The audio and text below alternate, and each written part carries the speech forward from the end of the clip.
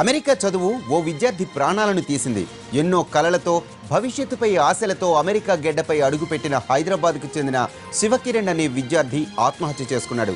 North Carolina యూనివర్సిటీలో చదువుతున్న శివకిరణ్ నిన్న రాత్రి తన హాస్టల్ గదిలో ఉరివేసుకొని ఆత్మహత్య చేసుకున్నాడు. రామంతపూర్ ఇందిరానగర్కు చెందిన శివకిరణ్ రెండో సెమిస్టర్లో సరైన ర్యాంకు రాలేదన్న కారణంతో సూసైడ్ చేసుకున్నట్లు స్నేహితులు చెబుతున్నారు.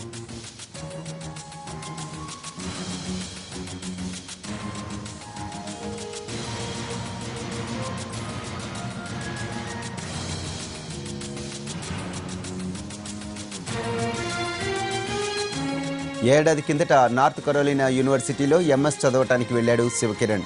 ప్రస్తుతం శివ సెకండ్ సెమిస్టర్ చదువుతున్నాడు. లైఫ్లో ఏదో సాధించాలన్న తపనతో అమెరికా వెళ్లిన శివ తన గోల్ రీచ్ అయ్యేందుకు రాత్రింబవళ్లు కష్టపడేవాడని సన్నిహితులు చెబుతున్నారు. తొలి సెమిస్టర్లో మంచి ర్యాంక్ తెచ్చుకున్న కిరణ్ రెండో సెమిస్టర్లోనూ అంతకన్నా మెరుగైన ర్యాంక్ కోసం ప్రయత్నించాడు. 2 రోజుల కిందటే వచ్చిన సెమిస్టర్ ఫలితాల్లో అతను అనుకున్న ర్యాంక్ రాలేదు. చాలా తక్కువ ర్యాంకుతో పాస్ కావడంతో శివ తీవ్ర మనస్తాపం చెందాడు. నిన్న రాత్రి హాస్టల్లో ఎవరూ లేని సమయంలో ఆత్మహత్య చేసుకున్నాడు. కన్నవారికి కన్నీళ్లు మిగిల్చాడు.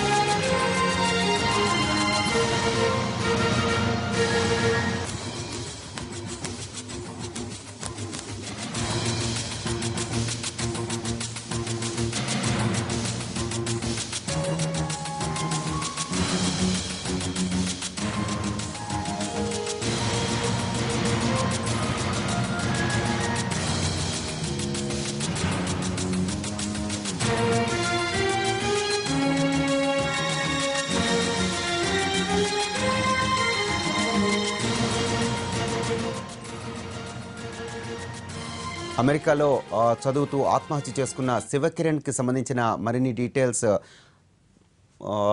మనం సురేష్ బాబు తానా సభ్యుడు తను ఫోన్ లైన్లో ఉన్నారు. తను అడిగి మరిన్ని వివరాలు తెలుసుకుందాం. సురేష్ బాబు చెప్పండి, చూస్తూ కరోలినాలో చదువుతున్న విద్యార్థి ఆత్మహత్య చేసుకున్నాడు. ఎందుకు ఇలాంటి పరిస్థితులు వచ్చాయంటారు? ఎందుకు ఇలాంటివి సంభవిస్తున్నాయి? ఈరోజు మధ్యాహ్నం అరౌండ్ 1 o'clock ఇక్కడ తను శివకరణ్ బండి 23 years old చనిపోవడం జరిగింది. మనకు కన్సులేట్ నుంచి N K Mishra consulate officer Mohan Nammakaneni Satish Veman గారికి ఇన్ఫార్మ్ చేయడంతో వాళ్ళు మమ్మల్ని చాలా టీమ్స్ అడగడం జరిగింది. నేను లోకల్ గా ఇక్కడ ర్యాలీలో ఉంటున్నాను కాబట్టి ఎన్సీ స్టేట్ యూనివర్సిటీ దగ్గర ఉంది కదా, ఎంక్వైరీ చేసి ఏమైందని తెలుసుకోవడం జరిగింది. సో మధ్యాహ్నం 1 గంటప్పుడు చనిపోవడం అయింది. అక్కడి నుంచి చీఫ్ మెడికల్ ఎగ్జామినర్ ఆఫీస్ కి పోలీస్ తీసుకెళ్ళడం అయింది. సో ప్రస్తుతం శివకరణ్ రిమైన్స్ సిఎంఈ ఆఫీస్ లో ఉన్నాయి, rally chief medical examiner office లో ఉన్నాయి. మనకు కాజ్ ఆఫ్ ద డెత్ ఇంకా మనకు స్పష్టంగా తెలియదు.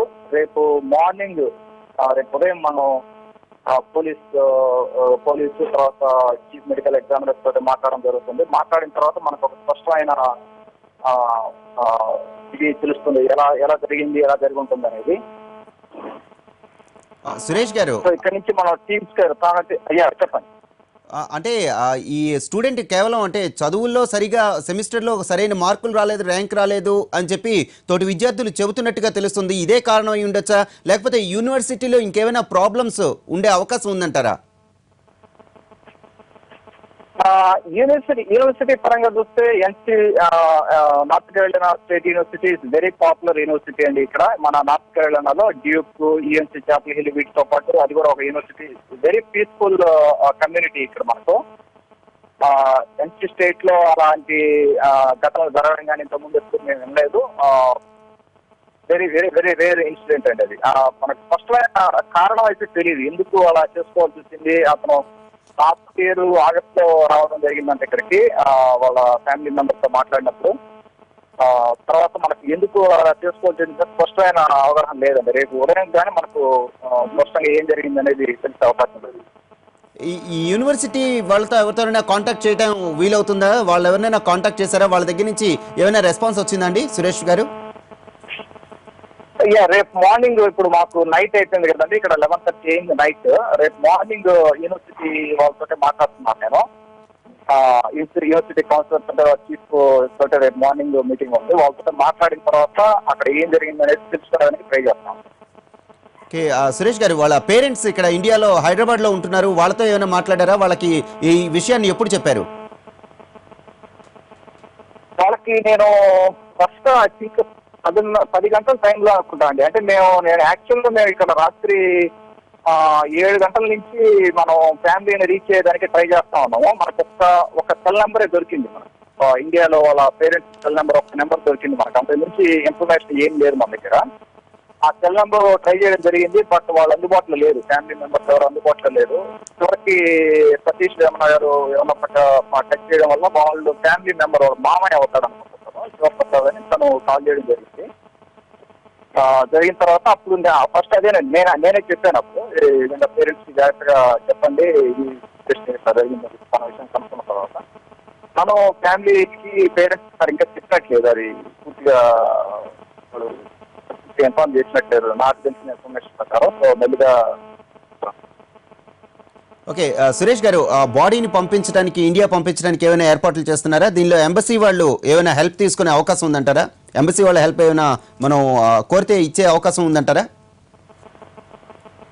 మామూలుగా ఇక్కడ ఎలా జరుగుతుందంటే అండి, ఇటువంటి ఘటన జరిగినప్పుడు తానా టీమ్ స్పేర్ అనేది ఉంటుందండి. మొత్తం యుఎస్ లో ఏ స్టేట్ లో జరిగినా కూడా మేము తానా టీమ్ స్పేర్ సభ్యులు ఉంటాము.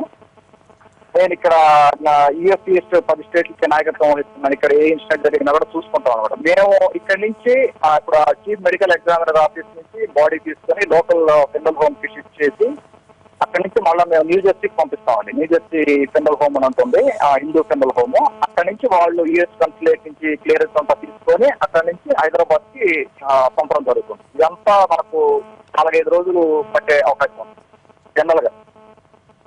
Okay, right, thanks for the information Suresh గారు.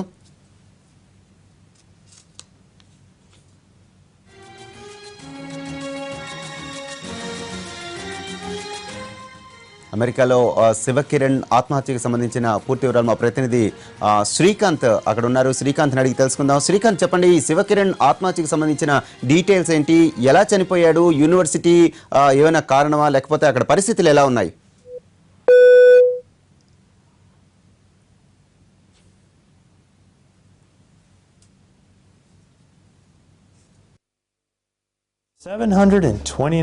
ఇలా అయినా వస్తుంది ఫోన్. మాకు యాక్చువల్లీ మాకు తానా నుంచి కాల్ వచ్చింది. ఏమన్నారంటే ఇది హ్యాంగ్డ్ అవుట్ అని చెప్పేసి చెప్పారు. బట్ నేను అడిగాను, క్లియర్గా అడిగాను, ఈ కరెక్ట్ పర్సనా కాదా అని అడిగాను. అడిగితే రైట్ పర్సన్. మా అల్లుడు అంకుల్ వాళ్ళ ఇంట్లో ఉంటాడు, ఆయన కూడా లేడు ఇంకా.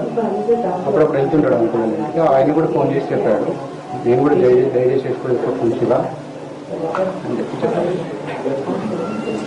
ఇలా